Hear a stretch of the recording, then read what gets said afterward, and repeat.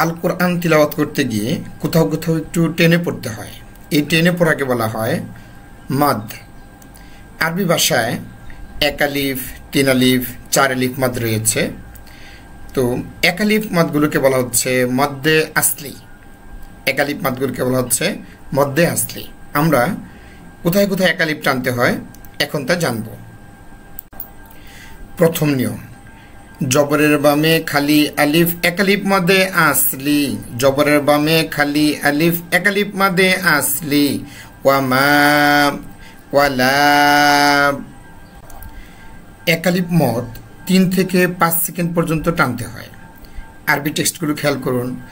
সাহুনা, নুহিহা।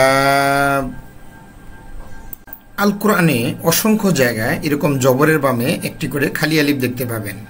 জবরের বামে যেখানে খালি আলিফ হবে সেই জবরওয়ালা শব্দটাকে 1 আলিফ টেনে পড়তে হবে, অর্থাৎ 3 থেকে 5 সেকেন্ড পর্যন্ত আপনাকে টেনে পড়তে হবে, তাহলে ইনশাল্লাহ 1 আলিফ মদ আদায় হবে। 2 নম্বর নিয়ম হচ্ছে জেরের বামে ইয়া সাকিন 1 আলিফ মদে আসলি। জেরের বামে ইয়া সাকিন 1 আলিফ মদে আসলি। মি জি। জেরের বামে যদি ইয়ার উপরে সাকিন থাকে, জেরের বাম পাশে, সেখানে যে কোনো অক্ষরের নিচে জের থাকতে পারে, এই জেরের বাম পাশে যদি ইয়া সাকিন হয় তাহলে সেখানে ওই জেরটাকে 1 আলিফ টেনে পড়তে হবে। আল কোরআনে অসংখ্য জায়গায় জেরের বাম পাশে সাকিনওয়ালা ইয়া পাবেন। জেরের বাম পাশে যদি ইয়া সাকিন থাকে সেখানে অবশ্যই আপনাকে 1 আলিফ টানতে হবে। টেক্সটগুলো খেয়াল করুন। ফি জিদিহা আবাবিলা। 1 আলিফ টানার 3 নম্বর নিয়ম হচ্ছে পেশের বামে ওয়া সাকিন 1 আলিফ মাদে আসলি।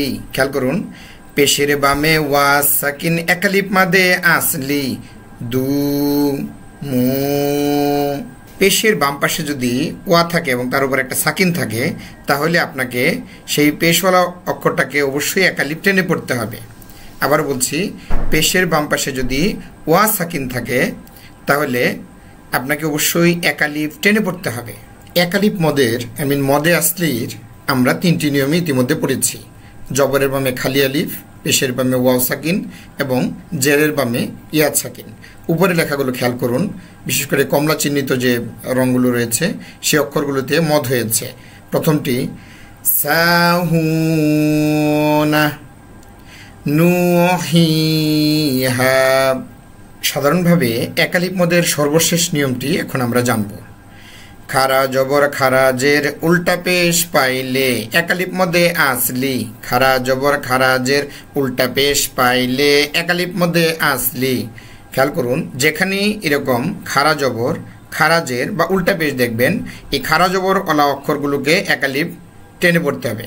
খারাজের বা উল্টা পেশওয়ালা অক্ষরগুলোকে 1 আলিফ টেনে পড়তে হবে।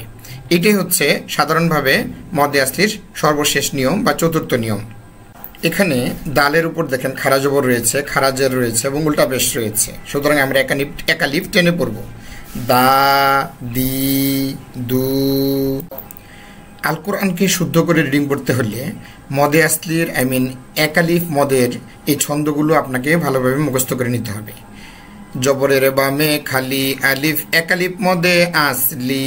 জেরের বামে ইয়া সাকিন 1 আলিফ মদে আসলি। পেশের বামে ওয়াও সাকিন 1 আলিফ মদে আসলি। খারা জবর খারাজের উল্টা পেশ পাইলে 1 আলিফ মদে আসলি। ছন্দটা অবশ্যই ভালোভাবে মুখস্থ করে নিন। আল্লাহ আপনাদের সবাইকে ভালো রাখুন।